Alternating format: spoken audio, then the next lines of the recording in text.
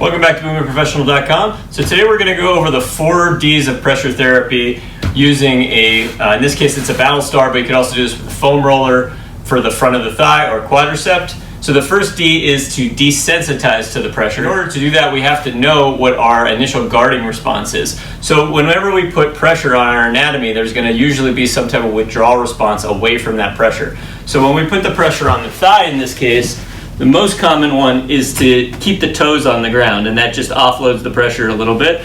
Another one that's common is to crumble into the upper body a little bit. So the shoulders crumble, the lower back arches, and then that creates, the foot comes off the ground, but that creates less pressure into the roller here and less heaviness of the thigh. So what we want to do is try to create some heaviness into the thigh. We want to spend some time here, and we want to breathe so that any of the guarding that happens initially can just let go, and we can feel the thigh relax into that pressure. So we want to try to get that pressure as deep as possible. Once we have that happening, then that would be the second D, is that we have now deepened into the pressure. So once we've deepened into the pressure, then we can actually start to move it around because we don't have this guarding response trying to push the pressure away from our anatomy.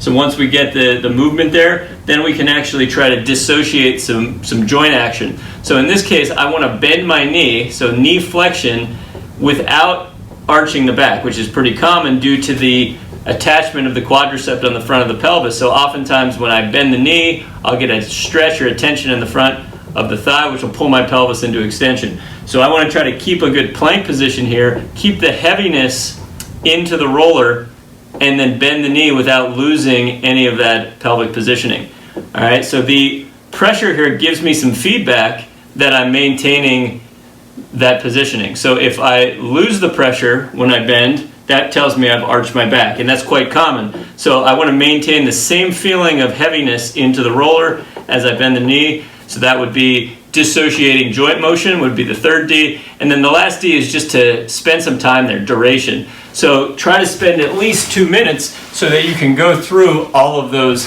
Ds, so you can desensitize. Once you initially get on there, if you rush it, there's no way your body's going to be able to relax into that pressure. And then after you're able to desensitize to the pressure, you can then deepen and really feel that heaviness take the pressure into the muscle, and then you add the movement, which would create a joint dissociation. All right, so you got the 4 Ds: desensitization, deepen, dissociation, and then you finally have duration, so you just spend enough time there so you can appreciate all the effects. If you have any questions, go to movementprofessional.com. I'll see you next time.